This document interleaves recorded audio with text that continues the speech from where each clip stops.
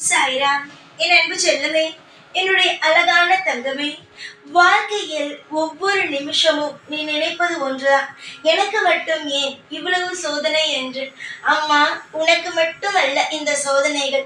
இந்த பூமியில் பிறக்கும் ஒவ்வொரு உயிரினங்களுக்குமே இந்த சோதனைகள் ஆனது வரத்தான் செய்கிறது. அது எப்பேற்பட்ட உயிரினங்களாக இருந்தாலும் சரி. ஏன் நீயே எறும்பு இது போன்ற வரிசையாக பிறவி எடுத்துதான் இந்த மனித பிறவியை எடுத்திருக்கிறார். மனித பிறவியை வாழ்வது அவ்வளவு சுலபம் அல்ல. அதுவும் மிகப்பெரிய கஷ்டமான ஒரு செயல்தான்.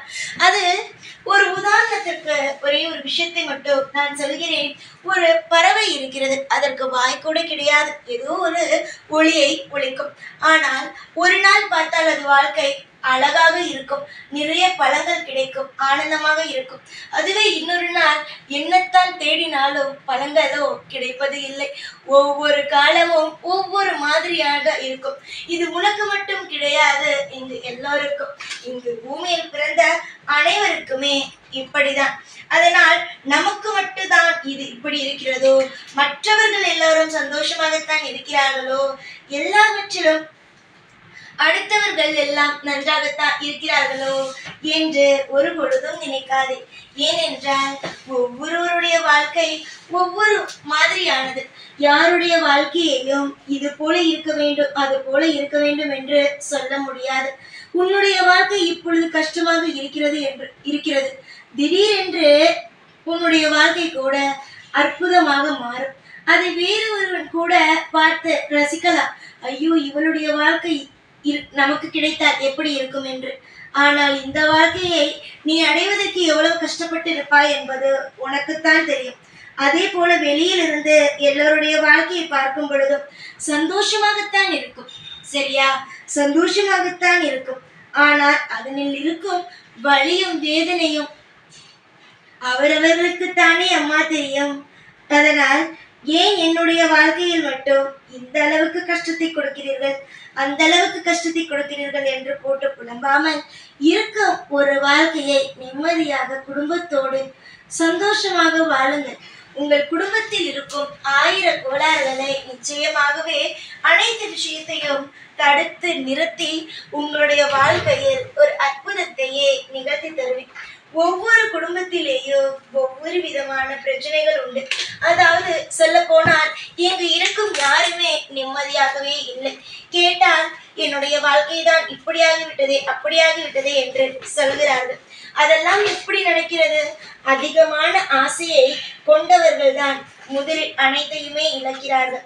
ஆசையை யார் குறைத்துக் கொள்கிறார்களோ அவர்கள் எல்லோருமே சந்தோஷமாகத்தானே இருக்கிறார்கள்.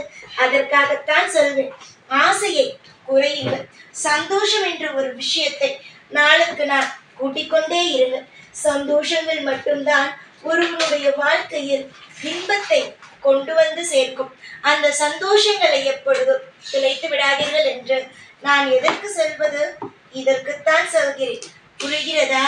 உன்னுடைய யோசனைகள் பலமாக இருந்தாலும் நீ என்னென்ன விஷயங்களை செய்கிறாய், எந்தெந்த விஷயங்களை செய்யக்கூடாது என்பது நான் நன்றாகவே அறிந்த ஒன்றே.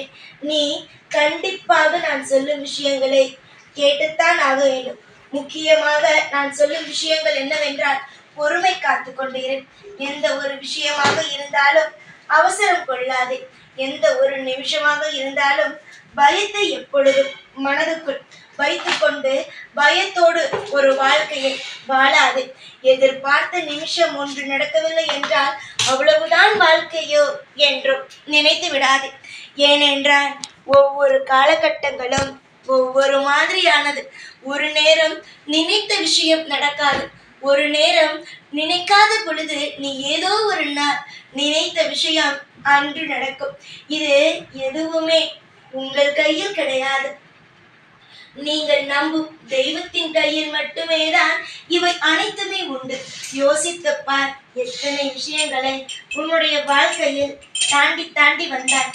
கண்டிப்பாக இனி வரும் ஒவ்வொரு விஷயத்தையும் உன்னுடைய வாழ்க்கையில் நீ தாண்டி அற்புதமான ஒரு விஷயத்தை நீ அடைவாய். இதில் எனக்கு எந்த அளவு சந்தேகம் அல்ல. அதாவது செய்யக்கூடிய உனக்குத்தான் சந்தேகம். ஆனால் எனக்கு எந்த சந்தேகமும் அல்ல.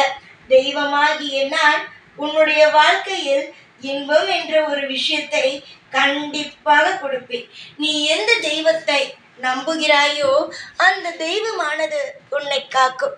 நீ என்னை நம்பினால் கட்டாயமாக நான் உன்னை காப்பேன். நீ என்னை நம்புகிறாய் அல்லவா? பிறகு எதற்காக கவலை, எதற்காக மனக்குழப்பங்கள், எதற்காக இவ்வளவு கண்ணீரை சிந்துகிறாய்? கண்ணீரை எல்லாம் சிந்தி காலத்தையும் நேரத்தையும் நீயே நரகம் போல ஆக்கிக் கொள்ளாது.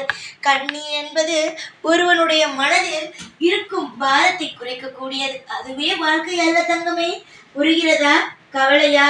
என்னிடம் வந்து சொல். உனக்கு என்னென்ன தேவையோ அனைத்து விஷயத்தையும் நானே உனக்கு ஒவ்வொன்றாகவே சொல்லிக் கொடுக்கிறேன். என்னம்மா நடக்கிறது, ஏது நடக்கிறது, என்னென்ன விஷயங்கள் நடக்கிறது என்று ஒவ்வொன்றாக ஒவ்வொரு விஷயத்தையும் நானே உனக்கு எடுத்து எடுத்து ஒவ்வொன்றாக வைக்கிறேன். நீயாக போட்டு எதையும் குழப்பிக்கொண்டு கஷ்டம் என்ற ஒரு விஷயத்திற்குள் கவலைப்படாதே. இன்பமான காலம் வந்த பிறகு எதிலும் உனக்கு கவலை வேண்டாம். இனிமேல் உன்னுடைய வாழ்க்கையில் நீ நினைக்கக்கூடிய ஒரே ஒரு விஷயம் என்னவாக தெரியுமா இருக்க வேண்டும்? சந்தோஷம்.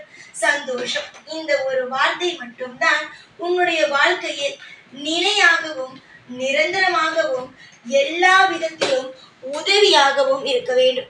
நீயே உன்னுடைய வாழ்க்கையில் மற்றவர்களை பார்த்து சொல்ல வேண்டும். சிரிங்கள், எதற்காக கண் கலங்குகிறீர்கள், சிரிக்காமல் இருக்காதீர்கள் என்று நீயே சொல்ல வேண்டும். அந்த அளவுக்கு உன்னுடைய வாழ்க்கையில் இருக்கும் அந்த அழகான ஒன்றை உன்னுடைய இப்பொழுது இருக்கிறாய் பார், இந்த நிலையை மாற்றி அழகான ஒரு விஷயத்தை நீதான் கொண்டு வர வேண்டும். தங்கமே, என்னம்மா யோசிக்கிறாய்? யோசனைகள் எதுவாக இருந்தாலும் என்னிடம் சொல். நானும் உனக்கு யோசனை தருகிறேன். எனக்கு தெரியாததா உன்னுடைய வாழ்க்கையில் உனக்கு தெரிய போகிறது? எல்லாவற்றுக்கும் நான் துணை உண்டு. உன்னுடைய வாழ்வில் ஒவ்வொரு காலகட்டத்திலும் உனக்காக என்னென்ன முடிவுகள் எடுக்கலாம், என்னென்ன முடிவுகள் எடுக்கக்கூடாது என்று ஒவ்வொரு முறையும் ஒரு தாயும் தகப்பனும் ஒரு பிள்ளைக்கு எப்படியெல்லாம் முடிவெடுப்பார்களோ அது போலவே நானும் எடுத்துக்கொண்டு இருக்கிறேன். நீ நம்பிக்கை வைத்ததற்கு நான் என்றுமே உனக்கு துரோகம் செய்ய மாட்டேன். இன்பமான ஒரு வாழ்க்கையை கொடுத்து உனக்கு சந்தோஷமான விஷயத்தை கொடுத்து நல்லபடியாக உன்னை இன்னும் இன்னும் அதிகமாக நல்லபடியாக வாழ வைப்பேன். சந்தோஷமாக இருங்கள். எல்லா நாளும் உங்கள் கூடவே இருந்து உங்களை வாழ வைத்து உங்களை பாதுகாப்பேன். இந்த சாய்நாத். ஓம் சாய்ராம்.